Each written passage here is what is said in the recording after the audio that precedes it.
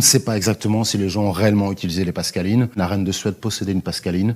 On pourrait dire que c'était plutôt un objet de curiosité, un objet de cabinet, en fait, à l'époque. Ce qui a beaucoup marqué quand même les gens, on pourrait presque parler d'intelligence artificielle aujourd'hui, puisqu'en fait, c'est d'intégrer dans une boîte mécanique une fonction mentale. Donc vous avez ici la première machine à calculer fabriquée par Blaise Pascal, qui date de 1642. Cette machine, il a eu l'idée de l'inventer pour soulager son père, qui était commissaire aux impôts à Rouen. À l'époque, on calculait comment? Soit avec des jetons, ce qui est très proche du boulier, soit à la main. Et c'est donc une machine à calculer parce que dedans est intégrée la retenue. Automatiquement, celle-ci passe sans qu'on ait besoin de s'en soucier. L'approche est vraiment très intéressante et surtout qu'il fait ça à 17 ans. Enfin, il réfléchit sur l'objet à 17 ans pour livrer le premier modèle à 19 ans. Ici, vous en avez 4 pascalines sur les 9 qui existent actuellement dans le monde, sur la quinzaine ou vingtaine qu'il est fabriqué.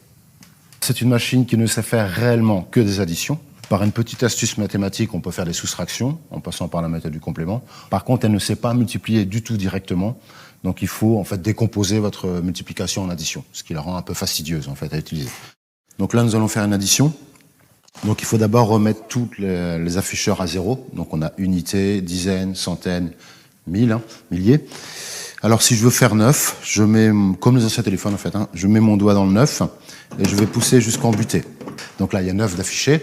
Et si après, j'ajoute 1 ou plus, un peu importe, on va voir le passage de retenue. Vous voyez très bien ici un contrepoids qui est surélevé.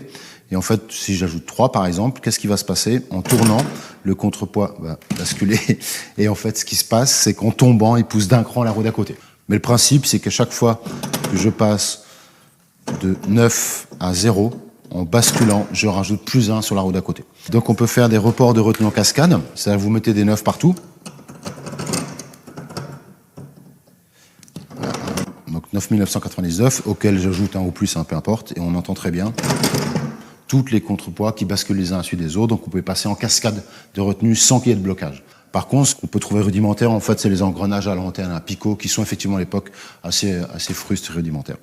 Mais bon, le principe est là, vous rajoutez par unité, dizaines, centaines, la quantité nécessaire. Et si on veut passer en soustraction, donc il suffit de baisser la réglette qu'il y a là, et on va travailler avec ce qu'on appelle le complément. C'est-à-dire que la somme, ici, fait toujours 9. Ce qu'on appelle faire le complément à 9. Là, si vous avez 6 ici, vous avez forcément 3 en face.